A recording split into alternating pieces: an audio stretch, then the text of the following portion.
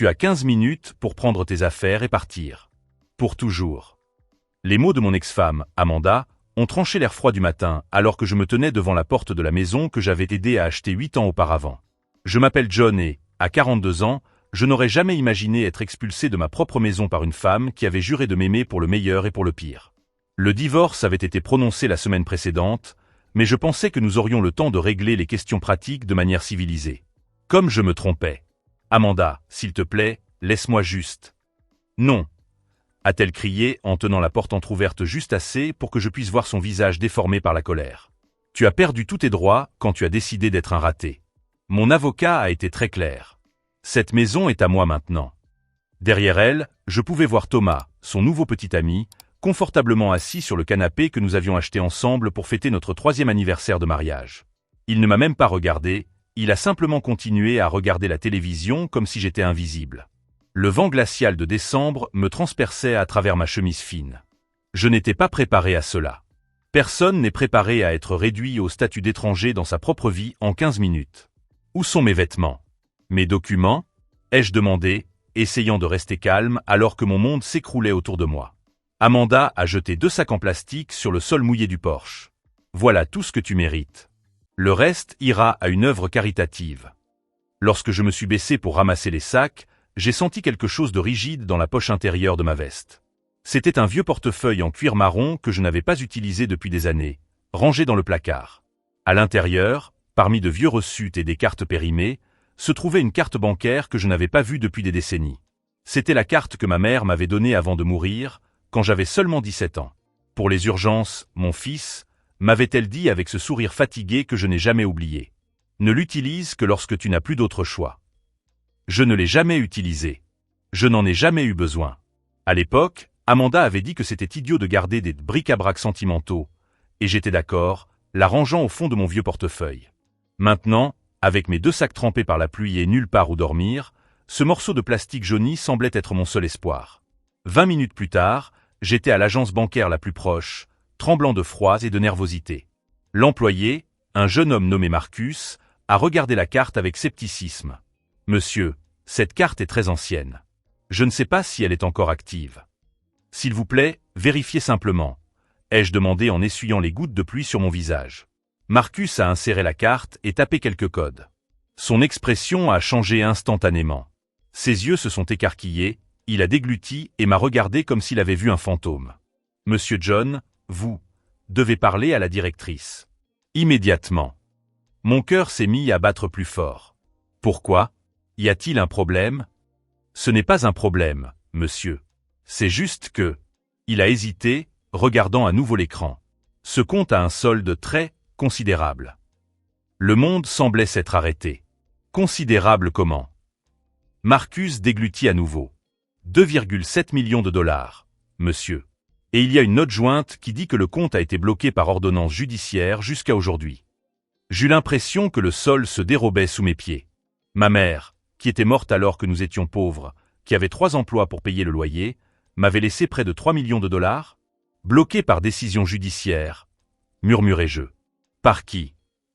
Marcus se remit à taper, le front plissé par la concentration. Par le cabinet d'avocats Patterson et Associates. Ordonnance signée par. Il s'interrompit, la voix brisée. Par Amanda Richardson. Votre ex-femme, monsieur. Si vous aimez découvrir avec moi les secrets qui se cachent derrière cet héritage mystérieux, n'oubliez pas de vous abonner à la chaîne, car ce que j'ai découvert sur Amanda et ce blocage va bouleverser tout ce que je pensais savoir sur ma propre vie. Mais cette révélation n'était que le début d'une toile de mensonges qui allait se dérouler de manière dévastatrice. Le sang semblait se glacer dans mes veines tandis que je fixais l'écran de l'ordinateur. Amanda Richardson. Mon ex-femme avait bloqué un héritage dont je ne soupçonnais même pas l'existence. Monsieur John, dit la directrice de la banque, une élégante femme d'âge mûr prénommée Patricia, qui s'approcha à grands pas, veuillez me suivre dans mon bureau. Nous devons discuter de cette situation délicate. Alors que nous marchions dans le couloir de la banque, mon esprit tournait à toute vitesse, essayant de comprendre l'impossible. Amanda avait-elle toujours été au courant de l'existence de cet argent? Était-ce pour cela qu'elle m'avait épousé? Était-ce pour cela qu'elle s'était battue si farouchement pour obtenir le divorce? Dans le bureau de la directrice, Patricia a fermé la porte et m'a proposé de l'eau, que j'ai refusée. Mes nerfs étaient en état de choc total. Monsieur, ce compte a été ouvert par votre mère, Margaret Collins, en 1995. Elle y a effectué des dépôts réguliers pendant 2 ans avant son décès. Des dépôts réguliers? Ai-je murmuré, perplexe. Ma mère travaillait comme femme de ménage dans des bureaux le soir. Nous n'avions jamais d'argent pour quoi que ce soit. Patricia a consulté à nouveau les registres. D'après nos archives, les dépôts provenaient d'un accord juridique. Un procès contre une entreprise appelée Henderson Chemical Company. Henderson Chemical. Ce nom m'a frappé comme un coup de poing dans l'estomac. C'était là que ma mère travaillait comme femme de ménage lorsqu'elle est tombée malade. D'un cancer du poumon. Les médecins ont dit que c'était dû à une exposition à des produits chimiques toxiques. Elle ne m'a jamais parlé d'un procès, murmurai-je, la poitrine serrée. Il y a une lettre scellée ici, monsieur. Elle a demandé qu'elle ne soit remise qu'à vous, et seulement si vous essayez d'accéder au compte. Patricia me tendit une enveloppe jaunie par le temps. Les mains tremblantes, j'ouvris l'enveloppe. L'écriture familière de ma mère m'a fait déglutir. Mon cher John, si tu lis ceci, c'est que tu as enfin découvert l'argent. Je ne t'ai pas parlé du procès parce que je voulais que tu mènes une vie normale, sans te sentir coupable ou responsable de ma maladie. Cet argent est pour toi, afin que tu puisses construire l'avenir dont nous avons toujours rêvé. Utilise-le à bon escient. Je t'aime pour toujours, maman. Les larmes que j'avais retenues pendant tout le divorce ont finalement coulé. Ma mère avait souffert en silence, s'était battue seule contre une grande entreprise et avait tout gardé secret pour me protéger. Et Amanda. Amanda m'avait volé tout cela.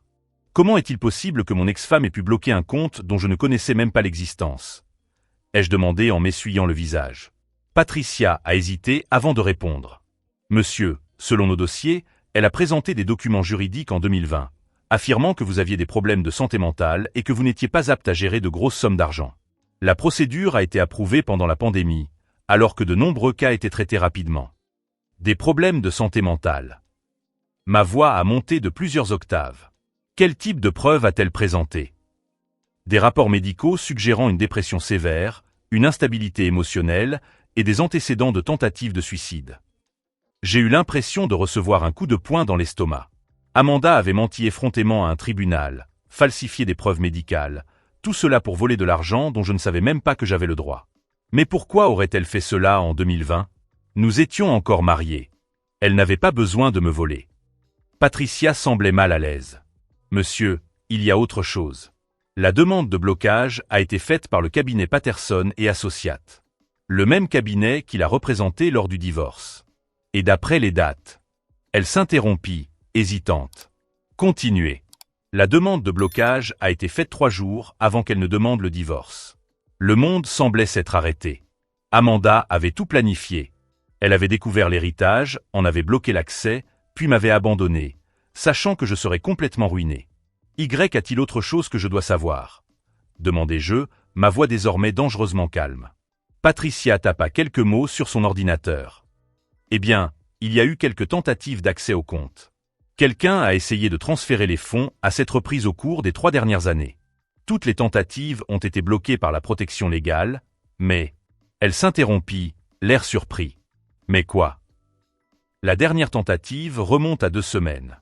Et la demande provenait de l'ordinateur enregistré au nom de Thomas Morrison. Thomas. Le petit ami qui était assis sur mon canapé quelques heures plus tôt, regardant la télévision comme s'il était chez lui. La colère que j'ai ressentie était différente de tout ce que j'avais connu auparavant. Il ne s'agissait pas seulement d'argent. Il s'agissait du fait qu'Amanda avait prévu de détruire ma vie depuis 2020, en mentant aux tribunaux, en falsifiant des documents médicaux, et en essayant maintenant de voler le dernier cadeau que ma mère m'avait laissé. « Monsieur John, dit Patricia doucement, puis-je faire quelque chose pour vous aider à renverser la situation ?» Je me levai, pliai soigneusement la lettre de ma mère et la mis dans ma poche. « Oui, » répondis-je d'une voix désormais ferme et déterminée. « J'ai besoin de copies de tous les documents liés à ce compte. Chaque tentative d'accès, chaque document juridique, chaque communication. Tout. Cela peut prendre quelques jours à compiler. » Très bien. Et Patricia? Je m'arrêtai à la porte et me retournai vers elle. Ce compte restera bloqué jusqu'à ce que je règle cette situation. Peu importe qui vient ici, peu importe le type d'autorisation qu'ils apportent. Personne d'autre que moi ne touche à cet argent. Lorsque je quittai la banque, mon esprit était déjà en train d'élaborer un plan. Amanda pensait m'avoir complètement détruit. Thomas croyait probablement qu'ils étaient les deux personnes les plus intelligentes au monde, volant un homme brisé et sans ressources. Mais ils ignoraient une chose fondamentale. Je n'étais pas seulement un employé ordinaire qui avait tout perdu lors de son divorce. Pendant 10 ans, j'avais travaillé comme auditeur judiciaire spécialisé dans les fraudes d'entreprise. Je savais exactement comment détecter les mensonges, documenter les crimes et monter des dossiers irréfutables. Et Amanda venait de commettre au moins 4 crimes fédéraux que je pouvais prouver. Alors que je marchais dans les rues froides de décembre, je cataloguais déjà mentalement chaque étape à suivre. Ils pensaient que j'étais vaincu, humilié, sans option. En réalité, pour la première fois depuis des années, j'avais enfin un objectif clair et les outils pour le réaliser à la perfection. Au cours des 48 heures suivantes, j'ai décidé d'enquêter plus en profondeur sur ce qu'Amanda avait fait. Grâce à mon expérience d'auditeur judiciaire, j'ai commencé à reconstituer la chronologie des événements qui avaient conduit au blocage de mon héritage. Ce que j'ai découvert m'a rendu malade. Grâce à mon accès professionnel aux bases de données publiques, j'ai trouvé le procès qu'Amanda avait intenté en 2020. Les documents étaient méticuleusement falsifiés. De faux rapports médicaux d'un psychiatre qui n'existait même pas, le docteur Marcus Whitfield. Lorsque j'ai vérifié le numéro de licence médicale, j'ai découvert qu'il appartenait à un vétérinaire à la retraite dans l'Oregon. Amanda avait créé un récit complet sur ma prétendue instabilité mentale, incluant des dates spécifiques des épisodes que j'aurais soi-disant eus. Selon les documents, le 15 mars 2019, j'aurais menacé de me jeter du pont de la ville. Le 23 août, j'aurais été hospitalisé après une crise psychotique. Je me souvenais parfaitement de ces dates. Le 15 mars, nous célébrions notre 5e anniversaire de mariage dans un restaurant romantique. Le 23 août, j'étais à une conférence de travail à Denver, avec des centaines de témoins. Mais le plus choquant est venu lorsque j'ai analysé les métadonnées des documents numériques. Ils avaient tous été créés sur le même ordinateur, le même jour, à l'aide du même logiciel. Non seulement Amanda avait falsifié des preuves médicales, mais elle l'avait fait de manière si amateur que n'importe quel enquêteur compétent l'aurait découvert en quelques minutes. Sauf que personne n'avait enquêté. Le tribunal avait approuvé le blocage sur la base de documents manifestement frauduleux parce qu'Amanda connaissait quelqu'un dans le système. Ma découverte suivante a confirmé ce soupçon. Thomas Morrison n'était pas seulement un nouveau petit ami qu'Amanda avait rencontré après notre divorce. Ils se connaissaient depuis au moins 4 ans, et Thomas travaillait comme assistant juridique au cabinet Patterson et Associates, le même cabinet qui avait traité à la fois le blocage de l'héritage et notre divorce.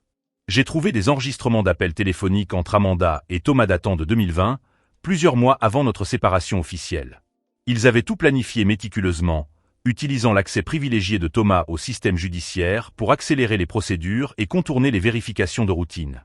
Mais la découverte la plus dévastatrice est venue lorsque j'ai consulté les enregistrements des tentatives de virement bancaire dont Patricia avait parlé. Thomas n'avait pas essayé de transférer l'argent seulement 7 fois.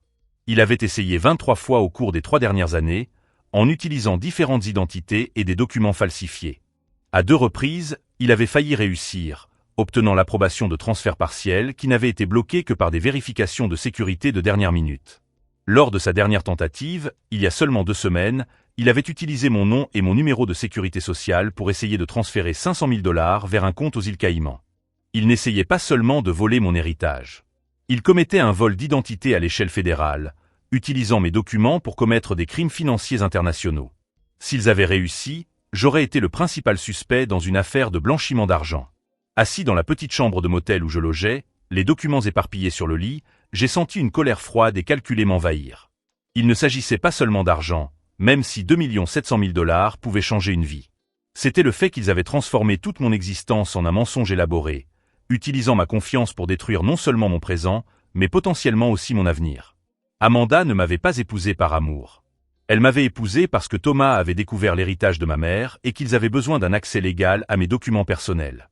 Tout notre mariage n'avait été qu'une opération frauduleuse à long terme. Chaque souvenir heureux que nous avions ensemble semblait désormais contaminé. Notre lune de miel à Paris, elle calculait probablement combien de temps elle devrait attendre avant de pouvoir accéder à mon héritage. Nos projets d'avoir des enfants, probablement une autre manipulation pour s'assurer que je ne me méfie jamais de ses véritables intentions. J'ai pris mon téléphone et j'ai appelé Patricia à la banque. « John, comment puis-je vous aider ?»« Patricia, j'ai besoin que vous fassiez quelque chose pour moi. Je veux que vous changiez l'adresse postale de ce compte pour une boîte postale que j'ouvrirai demain. Et je veux que vous ajoutiez une alerte de sécurité supplémentaire. Toute tentative d'accès doit être immédiatement signalée à moi-même et au FBI. » Il y eut un silence. Le FBI? Oui. Thomas Morrison et Amanda Richardson commettent des crimes fédéraux en utilisant mon identité. Et j'ai toutes les preuves nécessaires pour le prouver. Monsieur John, êtes-vous sûr de vouloir aller aussi loin? Une fois que nous aurons impliqué les autorités fédérales. Patricia, l'interrompis-je, ma voix désormais ferme et déterminée, ils ont falsifié des documents médicaux, commis un parjure devant un tribunal fédéral, tenté 23 fois de commettre un vol d'identité et ont failli faire de moi le suspect numéro 1 dans une affaire de blanchiment d'argent international. Il ne s'agit pas d'un litige civil. Il s'agit d'une opération criminelle. Lorsque j'ai raccroché, j'ai commencé à organiser toutes les preuves que j'avais recueillies. Documents falsifiés, enregistrement d'appel, tentative de transfert, lien entre Amanda et Thomas antérieur à notre divorce. Mais en classant les documents, j'ai remarqué quelque chose qui m'a fait sourire pour la première fois depuis des jours. Amanda et Thomas avaient commis une erreur cruciale. Ils étaient tellement concentrés sur la dissimulation de leur tentative de vol de mon héritage qu'ils n'avaient pas remarqué que chaque crime qu'ils avaient commis avait laissé une trace numérique complète. Et en tant qu'expert en audit judiciaire, je savais exactement comment suivre ces traces jusqu'à leur origine. Ils pensaient jouer avec moi, un homme brisé et sans ressources. En réalité, ils venaient de déclarer la guerre à quelqu'un qui passait sa vie professionnelle à dénoncer exactement ce type de fraude d'entreprise, mais qui avait désormais une motivation personnelle pour être absolument impitoyable. Alors que je constituais le premier dossier de preuve, une seule question me venait à l'esprit. Préféraient-ils affronter la justice fédérale ou découvrir ce qui se passe quand quelqu'un doté de mes compétences particulières décide de cesser d'être civilisé et de commencer à être stratégique? Ce qu'ils ne savaient pas encore, c'est qu'ils n'auraient pas à choisir. Ils allaient goûter aux deux options, et je m'assurais personnellement que le processus soit aussi dévastateur que méticuleux. Au cours des 2 semaines suivantes, j'ai transformé mes 10 années d'expérience en tant qu'auditeur judiciaire en une machine de guerre personnelle. Chaque technique que j'avais utilisée pour dénoncer les fraudes d'entreprise servait désormais un objectif beaucoup plus intime: détruire complètement les personnes qui avaient transformé ma vie en un mensonge élaboré. J'ai loué un petit bureau dans le centre-ville au nom de ma société de conseil et j'ai mis en place une opération d'enquête qui aurait fait pâlir d'envie n'importe quel service de police. Des tableaux blancs recouvraient les murs, reliés par des lignes rouges qui reliaient les dates, les transactions bancaires, les documents falsifiés et les communications interceptées. Ma première découverte est venue des relevés téléphoniques que j'ai obtenus grâce à un contact au service juridique de l'opérateur. Amanda et Thomas n'étaient pas seulement complices, ils dirigeaient un réseau beaucoup plus vaste que je ne l'avais imaginé au départ. J'ai trouvé des preuves d'au moins 7 autres victimes au cours des 5 dernières années. Des personnes vulnérables que Thomas avait identifiées grâce à son accès privilégié au dossier judiciaire, toutes dotées d'héritages substantiels et de situations familiales compliquées. Amanda n'était pas seulement une épouse manipulatrice, c'était une experte en escroquerie matrimoniale à long terme. Le schéma était effroyablement cohérent. Thomas identifiait des cibles à travers des procédures successorales. Amanda se rapprochait socialement, entamait des relations, se mariait, puis ils utilisaient des documents falsifiés pour bloquer l'accès aux héritages tout en drainant lentement les autres actifs. Dans chaque cas, les victimes étaient des hommes divorcés ou veuves âgées de 35 à 50 ans. Je n'étais pas spécial. J'étais simplement la cible numéro 8. Mais il y avait quelque chose de différent dans mon cas. Les dossiers montraient qu'ils avaient rencontré une résistance inattendue. Mon héritage était mieux protégé juridiquement que les précédents, et ma mère avait inclus des clauses de sécurité qui rendaient le vol complet presque impossible. C'est pourquoi ils sont restés mariés avec moi pendant 8 ans au lieu des 2 ou 3 habituels. Ils avaient besoin de plus de temps pour trouver des failles juridiques, plus de temps pour fabriquer de fausses preuves d'incompétence mentale, plus de temps pour établir des documents permettant des transferts internationaux.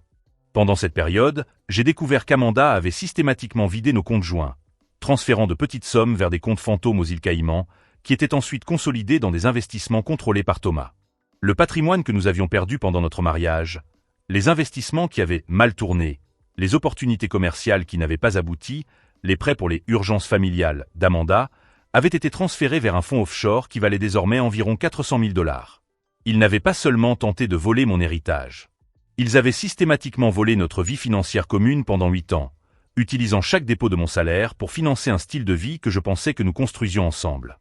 Alors que je croyais que nous luttions contre les difficultés financières normales d'un jeune couple, ils mettaient en œuvre un stratagème de détournement de fonds qui transformait chaque jour de travail en financement de ma propre destruction. La colère que j'ai ressentie était différente de tout ce que j'avais connu auparavant. Il ne s'agissait pas seulement de trahison ou de mensonge. Il s'agissait du fait que chaque souvenir heureux que nous avions ensemble avait été construit avec l'argent qu'ils me volaient, chaque dîner romantique financé par ma propre ruine financière. Mais la découverte la plus dévastatrice est venue lorsque j'ai pu accéder aux fichiers numériques du cabinet Patterson et Associates grâce à un ancien collègue qui travaillait dans la cybersécurité. Amanda et Thomas ne volaient pas seulement des particuliers. Ils faisaient partie d'une opération plus vaste qui impliquait au moins 3 autres employés du cabinet d'avocats, 2 employés de banque et un psychiatre qui fournissaient de faux diagnostics à la demande. Le réseau traitait environ 2 à 3 affaires par an, ciblant toujours des hommes en période de transition vulnérable, et avait généré plus de 8 millions de dollars au cours des 5 dernières années. Mon affaire n'était pas seulement personnelle. Elle faisait partie d'une opération criminelle organisée qui avait systématiquement détruit la vie de dizaines de personnes. À ce moment-là, en voyant l'ampleur de ce qu'ils avaient fait, j'ai pris une décision qui allait tout changer. Je n'allais pas seulement dénoncer Amanda et Thomas. J'allais démanteler tout le réseau. J'ai pris mon téléphone et j'ai appelé quelqu'un à qui je n'avais pas parlé depuis des années. L'agent spécial Jennifer Walsh, mon ancienne collègue qui travaillait désormais dans la division des crimes financiers du FBI. Si cette histoire vous met en colère et vous rend curieux de savoir comment quelqu'un peut utiliser les propres outils du système contre des criminels organisés, abonnez-vous à la chaîne, car ce qui s'est passé ensuite va vous montrer exactement comment justice peut être rendue lorsque quelqu'un qui dispose des bons outils décide de ne plus être une victime. Jennifer, c'est John Peterson. Je dois signaler une opération de fraude organisée, et j'ai suffisamment de preuves pour engager des poursuites fédérales contre au moins 8 personnes. À partir de cet appel téléphonique, il n'y avait plus de retour en arrière possible. La phase d'enquête était terminée. La phase de destruction systématique était sur le point de commencer.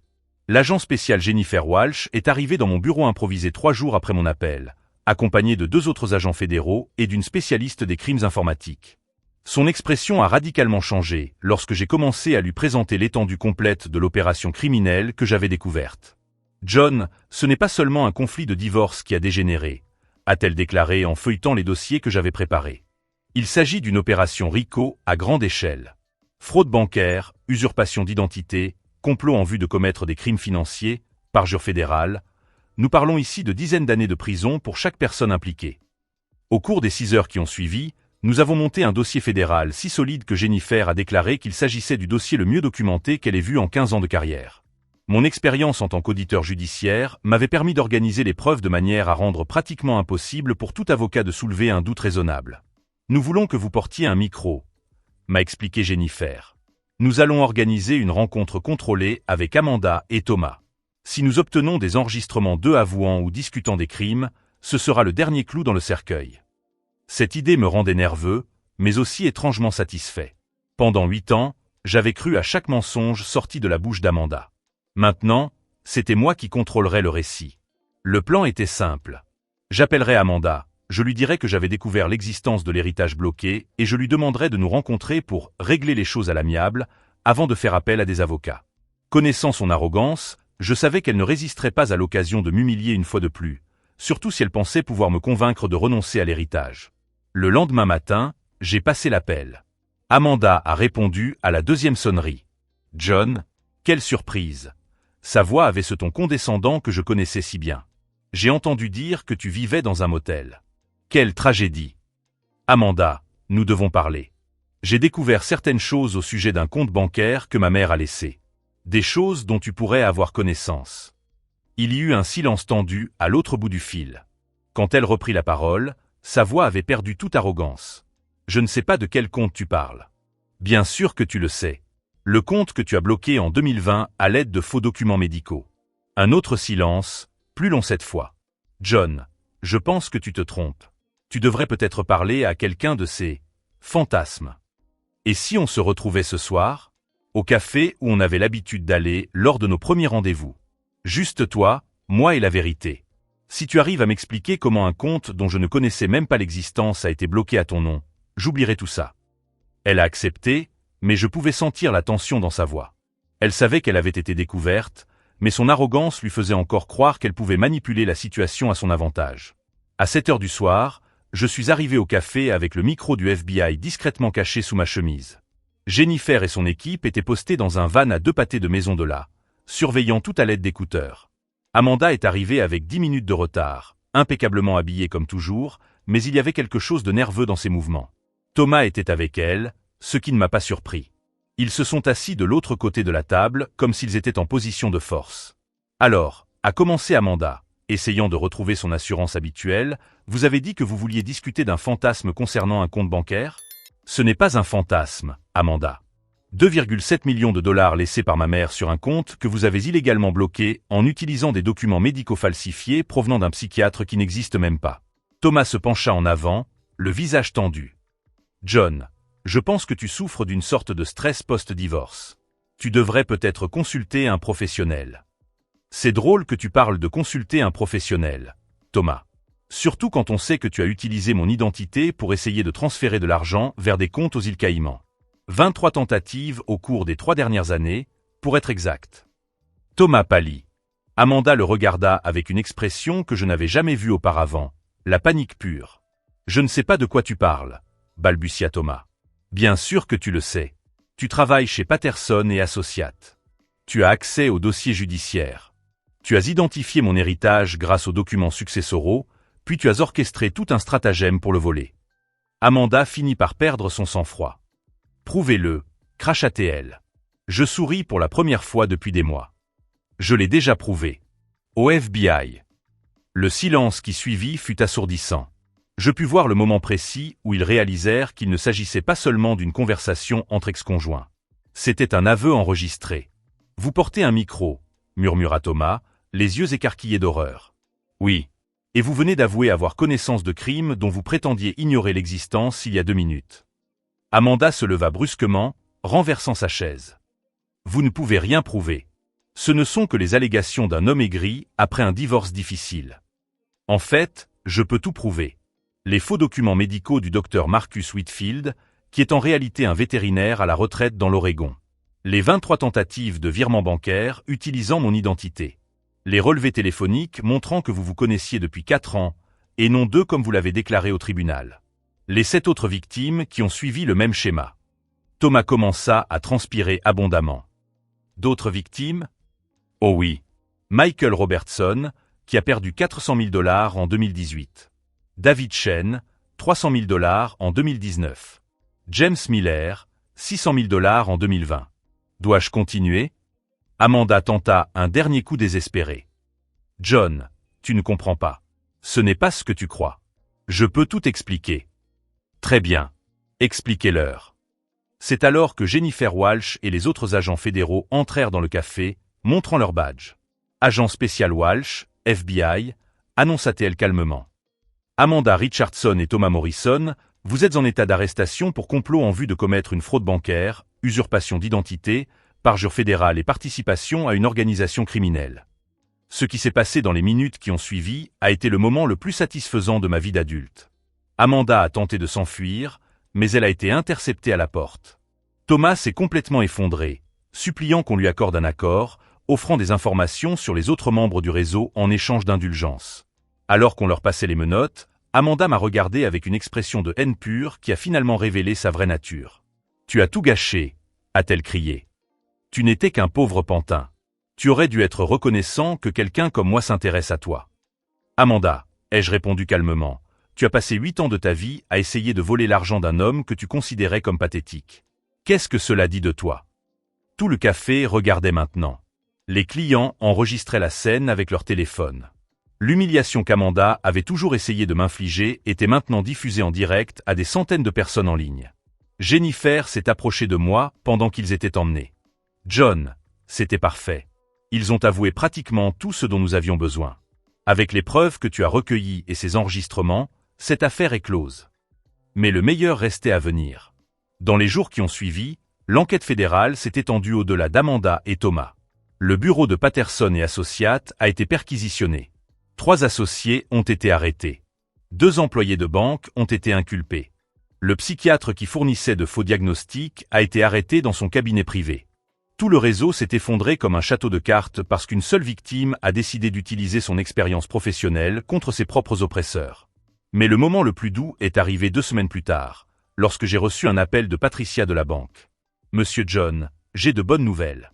L'ordonnance judiciaire bloquant votre compte a été officiellement révoquée. Les 2,7 millions de dollars sont désormais entièrement sous votre contrôle. » Alors que je digérais ces mots, assis dans la petite chambre du motel où je logeais encore, j'ai réalisé que quelque chose de fondamental avait changé. Il ne s'agissait pas seulement d'argent, même si la sécurité financière était évidemment transformatrice. Il s'agissait d'avoir retrouvé mon identité après des années passées à être manipulé par des personnes qui voyaient ma gentillesse comme une faiblesse et ma confiance comme un outil à exploiter. Amanda avait tenté de faire de moi une victime permanente. Au lieu de cela, elle avait créé l'architecte de sa propre destruction. Et maintenant, pour la première fois en 8 ans, j'étais complètement libre de construire la vie que je voulais, sachant que j'avais utilisé ma propre force pour vaincre des personnes qui pensaient pouvoir me contrôler pour toujours. Mon seul regret était que ma mère ne soit plus en vie pour voir comment l'argent qu'elle s'était battue pour me laisser avait finalement servi son véritable objectif. Me donner le pouvoir de me battre pour moi-même quand j'en avais le plus besoin. 6 mois après le café où Amanda et Thomas avaient été arrêtés, j'étais assis au premier rang du tribunal fédéral pendant la lecture du verdict. L'honorable juge Margaret Steinberg tenait le dossier contenant plus de 200 pages de preuves que j'avais minutieusement compilées au cours de mon enquête. Monsieur Thomas Morrison, sa voix résonna dans la salle silencieuse, vous êtes condamné à 15 ans de prison fédérale pour complot en vue de commettre une fraude bancaire, usurpation d'identité dans plusieurs cas, parjure fédérale et direction d'une organisation criminelle. Madame Amanda Richardson, vous êtes condamnée à 12 ans de prison fédérale pour les mêmes crimes, avec possibilité de libération conditionnelle après 8 ans en cas de coopération totale avec les autorités. Amanda a essayé de garder son sang-froid habituel, mais j'ai pu voir ses mains trembler lorsque les menottes lui ont été passées. Thomas s'était complètement effondré 3 mois plus tôt, pleurant pendant son témoignage lorsqu'il avait révélé l'étendue totale de l'opération criminelle. Ce à quoi je ne m'attendais pas, c'était l'ampleur de ce que nous avions découvert. L'enquête fédérale, qui avait débuté avec ma situation particulière, s'était élargie pour révéler un réseau criminel organisé qui opérait depuis plus d'une décennie. Il n'y avait pas seulement 8 victimes, comme je l'avais initialement découvert. Il y avait 43 personnes dans cet état différent, avec des pertes financières totalisant plus de 22 millions de dollars. L'inspectrice Sarah Chen, l'enquêteuse fédérale qui a repris l'affaire après Jennifer Walsh, m'a expliqué l'ampleur du phénomène lors d'une de nos réunions de suivi. John, ce que vous avez documenté n'a pas seulement mis au jour une opération criminelle, m'a-t-elle dit en me montrant une carte avec des points rouges marquant chaque victime identifiée. Vous avez démantelé l'une des opérations de fraude matrimoniale les plus sophistiquées que le FBI n'ait jamais documentées. Nous parlons ici de dizaines de vies rétablies parce que vous avez décidé de vous battre plutôt que d'accepter d'être une victime. Chaque point rouge sur la carte représentait une personne comme moi. Michael Robertson, l'homme de 52 ans qui avait perdu 400 000 $ en 2018, avait tenté de se suicider après avoir découvert que son mariage, de 3 ans, était une imposture élaborée. David Chen, sans lien de parenté avec la détective, avait perdu non seulement 300 000 $, mais aussi la garde de ses enfants lorsqu'Amanda et son réseau avaient fabriqué de fausses preuves de maltraitance infantile. James Miller, victime d'une perte de 600 000 $ en 2020, continuait de rembourser les prêts que Thomas avait contractés en son nom à l'aide de faux documents. Son ex-femme fictive avait disparu avec l'argent, le laissant avec des dettes qui avaient détruit son crédit et l'avaient contraint à vendre sa maison. Le plus choquant fut de découvrir qu'Amanda n'était même pas le vrai nom de mon ex-femme. Son vrai nom était Jennifer Moss, et elle avait utilisé au moins cette identité différente au cours des 10 dernières années. Thomas Morrison était également un pseudonyme. Son vrai nom était Timothy Rodriguez, et il avait été expulsé de la faculté de droit pour avoir falsifié des documents universitaires avant même de commencer sa carrière criminelle. Au cours des mois d'enquête fédérale qui ont suivi, ma vie a changé d'une manière que je n'aurais jamais imaginée. Tout d'abord, les médias nationaux ont découvert l'histoire. CNN, NBC et une douzaine d'autres médias voulaient interviewer l'auditeur judiciaire qui avait démantelé un réseau national de crime organisé en utilisant ses propres outils professionnels. Au départ, j'ai refusé toutes les interviews. Je ne voulais pas que ma douleur personnelle devienne un divertissement public. Mais j'ai ensuite reçu un appel d'une productrice nommée Maria Santos, de la NBC Investigative Unie. Monsieur Peterson, m'a-t-elle dit, je comprends votre réticence à parler publiquement. Mais nous avons été contactés par des dizaines de personnes qui pensent avoir été victimes d'opérations similaires. Votre histoire ne serait pas seulement une question de vengeance ou de justice personnelle. Il s'agirait d'apprendre aux gens à identifier et à combattre ce type de crime organisé. Cette perspective a tout changé pour moi. Il ne s'agissait pas de mon humiliation ou de ma satisfaction personnelle. Il s'agissait d'utiliser mon expérience pour protéger d'autres personnes afin qu'elles ne vivent pas le même enfer que moi. L'interview de NBC a été diffusée un jeudi soir et a généré plus de 200 appels téléphoniques de victimes potentielles au cours des 3 jours suivants. Des personnes de tout le pays qui avaient été manipulées par des opérations similaires, dont beaucoup étaient encore en cours. Le FBI a mis en place une équipe spéciale appelée Opération Love Fraud, utilisant mes techniques d'audit judiciaire comme base pour former d'autres enquêteurs. En 18 mois, ils avaient identifié et poursuivi 6 autres réseaux similaires opérant à l'échelle nationale. Mais le changement le plus significatif a été personnel. Au cours des premiers mois qui ont suivi mon divorce, je m'étais constamment senti coupable. Comment avais-je pu être aussi naïf? Comment n'avais-je pas vu les signes? Comment avais-je laissé quelqu'un manipuler ma vie pendant 8 ans? Le processus d'enquête et de révélation de la vérité a complètement changé ma perspective. Je n'avais pas été naïf, j'avais été la cible d'une opération criminelle professionnelle. Amanda et Thomas avaient passé des mois à étudier mon profil psychologique, mes faiblesses, mon histoire personnelle avant même de me rencontrer. Ils n'étaient pas seulement des manipulateurs opportunistes. C'étaient des prédateurs spécialisés. Cette découverte n'a pas atténué la douleur de ce que j'avais perdu, mais elle a complètement transformé ma façon de voir cette expérience. Je n'étais pas une victime pathétique qui s'était laissée facilement tromper. J'étais un survivant d'une opération criminelle sophistiquée qui avait utilisé ma gentillesse et ma confiance contre moi. La différence peut sembler subtile, mais elle a été transformatrice. Avec mon héritage enfin accessible, j'ai commencé à reconstruire ma vie d'une manière qu'Amanda n'aurait jamais pu saboter. J'ai acheté une maison modeste, mais confortable dans un quartier tranquille. J'ai constitué un fonds d'urgence qui m'assurerait une sécurité financière pour le reste de ma vie. Et, plus important encore, j'ai commencé à utiliser mon expérience et mes ressources pour aider d'autres personnes. J'ai créé une fondation appelée Financial Justice Initiative, qui offre des audits judiciaires gratuits aux victimes de crimes financiers. J'ai engagé d'autres auditeurs, des enquêteurs privés et des avocats spécialisés dans la fraude. En 2 ans, nous avons récupéré plus de 3 millions de dollars pour les victimes de divers types de fraudes et de crimes financiers. Ce travail m'a non seulement donné un nouveau but, mais m'a également mis en contact avec une communauté de personnes qui comprenaient exactement ce que j'avais vécu. D'autres victimes, d'autres survivants, d'autres personnes qui avaient décidé de transformer leur traumatisme en action. C'est grâce à la fondation que j'ai rencontré Rebecca. C'était une avocate spécialisée dans les crimes financiers qui avait contacté notre organisation au sujet d'une affaire particulièrement complexe. Lors de notre première rencontre, j'ai immédiatement remarqué sa compétence professionnelle, mais aussi quelque chose de plus subtil, une détermination qui me semblait familière. Au cours du déjeuner qui a suivi notre réunion de travail, elle m'a raconté qu'elle avait perdu 50 000 $ dans une arnaque à l'investissement 5 ans auparavant. Au lieu d'accepter cette perte, elle avait changé de carrière pour se spécialiser dans le recouvrement d'actifs, consacrant sa vie professionnelle à faire tomber exactement le type de criminel qu'il avait volé. Certaines personnes guérissent grâce à la thérapie, m'a-t-elle dit en souriant pendant que nous prenions un café. Moi, je guéris en aidant à mettre les escrocs en prison. Notre relation s'est développée naturellement au fil des mois de collaboration professionnelle. Il n'y avait ni pression, ni manipulation, ni agenda caché. Juste 2 personnes qui avaient survécu à des expériences traumatisantes et trouvé un sens à leur vie en transformant leur douleur en action positive. 18 mois après notre rencontre, Rebecca et moi nous sommes mariés lors d'une petite cérémonie en présence de notre famille proche et de quelques collègues de la fondation. La différence entre ce mariage et ma relation précédente était flagrante. Il n'y avait pas de secret, pas de jeu de pouvoir, pas d'intention cachée. Juste un partenariat sincère basé sur le respect mutuel et des objectifs communs. Le matin de notre premier anniversaire de mariage, j'ai reçu un email inattendu. Il provenait de Michael Robertson, l'une des premières victimes d'Amanda et Thomas. Il avait découvert mon histoire grâce à la couverture médiatique et avait passé les 2 dernières années à reconstruire sa vie après avoir failli se suicider. « John », écrivait-il, « je tiens à vous remercier d'avoir eu le courage de vous battre. Quand j'ai vu votre interview sur NBC, j'ai réalisé pour la première fois que je n'étais pas seul. Je n'étais pas le seul idiot à avoir été trompé par une femme rusée. Nous étions les victimes de criminels professionnels. Cette prise de conscience m'a littéralement sauvé la vie. Aujourd'hui, 2 ans plus tard, j'ai un nouvel emploi, une nouvelle maison et, surtout, j'ai retrouvé mon estime de moi. Si vous n'aviez pas dénoncé ces criminels, je n'aurais jamais découvert qu'il n'y avait rien qui clochait chez moi. J'étais simplement devenu la cible de personnes très malveillantes. J'ai reçu des dizaines de mails similaires au cours des années suivantes. Des personnes qui avaient reconstruit leur vie après avoir découvert qu'elles n'étaient pas seules, qu'elles n'étaient pas des ratées, qu'elles ne méritaient pas ce qui leur était arrivé. 3 ans après l'incarcération d'Amanda et Thomas, j'ai reçu une notification officielle du système pénitentiaire. Amanda avait demandé à ce que mon nom soit ajouté à sa liste de visiteurs autorisés. Elle voulait discuter.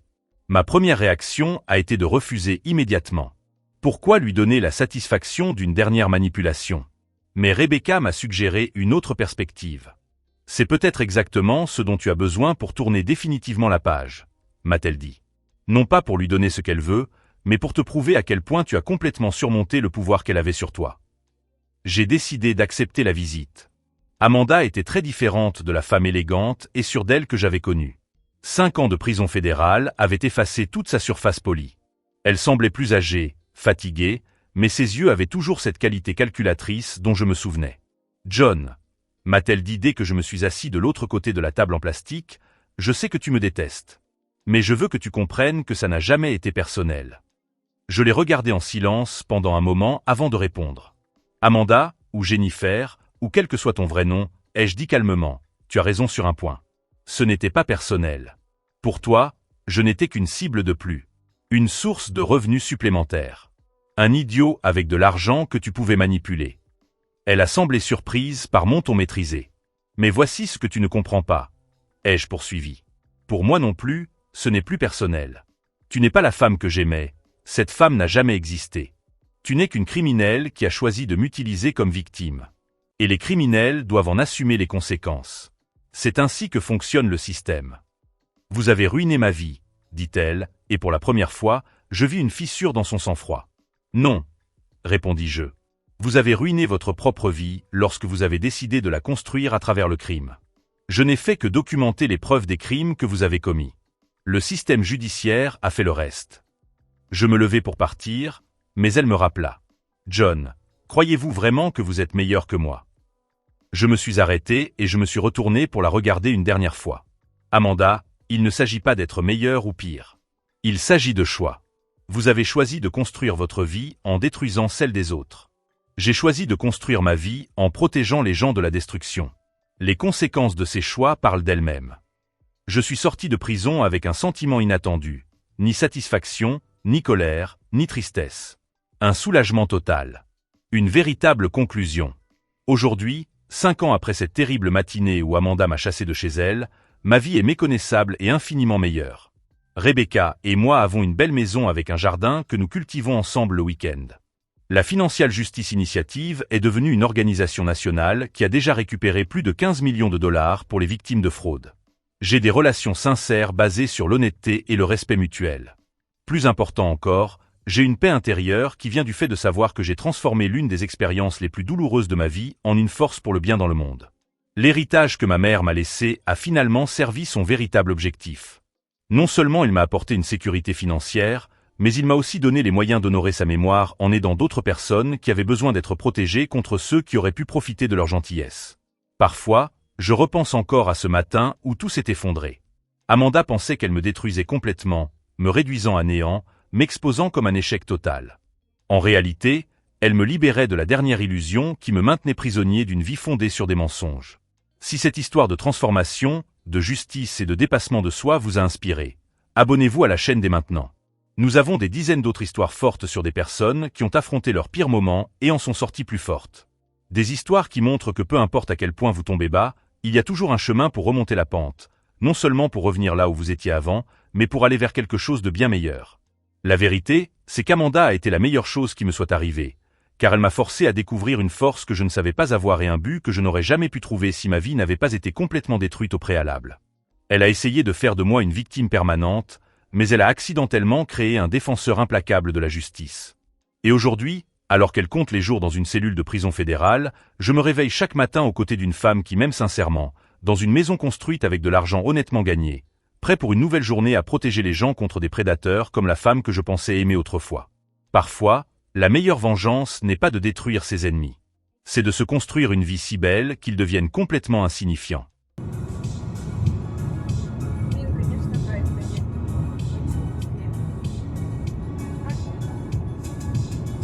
Я-то не кайфую. Я тебе сиденье придется менять.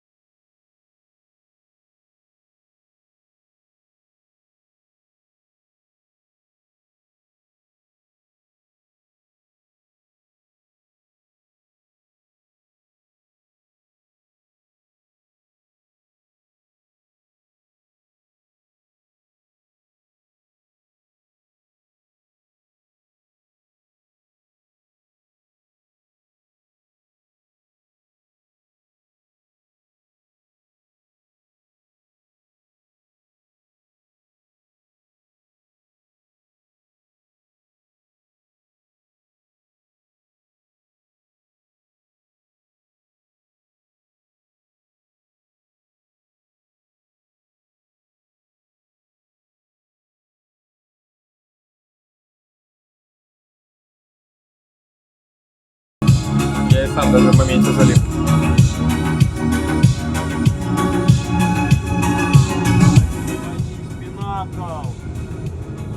Pinnacle, what you doing, man?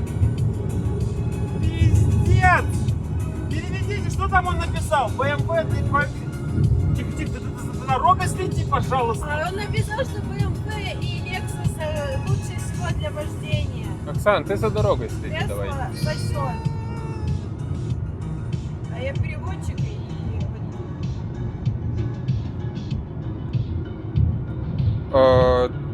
Водители BMW и Lexus лучше...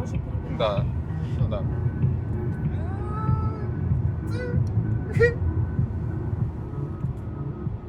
Нельзя залипать за рулем. Ну А да, what you конечно, doing? я ж не за рулем.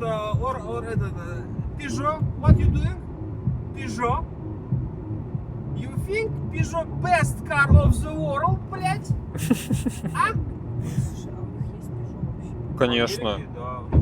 Смотри, вообще по строительству авто, ТСА, это Peugeot Альянс Citroёn, вот это вот, они занимают второе место. На первом вот эти вагодрочеры, слышал? Вот это Volkswagen! И отваливается дверь. Volkswagen! 2000 года он ржавеет, но это Volkswagen! Ну, слышал такие вещи? Да? По поводу BMW я с ним не согласен. We don't have Peugeot in USA. Видишь, я же почему спрашиваю. А почему? Они должны выйти. Может, он не знает просто. Я понял, Снейк, да, я понял. Снижайте немного скорость. Сейчас тут ограничение будет. I see Pinnacle, окей.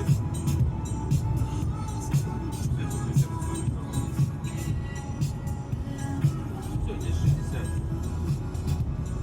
КамАЗ. Какой красивый КамАЗ. А ты вообще сама какую музыку слушаешь? Я меломан, я обсуждаю. Меломан — это музыкальная шлюшка. Да, я такая. Я понял. Ну, мне просто, типа, может быть, что-то вроде первого класса, потом, может быть, наоборот, классика чисто. Так, классика. Первый класс. Чат. Записываем. Первый класс. Так, классика. Что, Unlock Manson. Мерлин Мэнсон записали. Хлебчик могу послушать, это больше американский. XXX Тансион.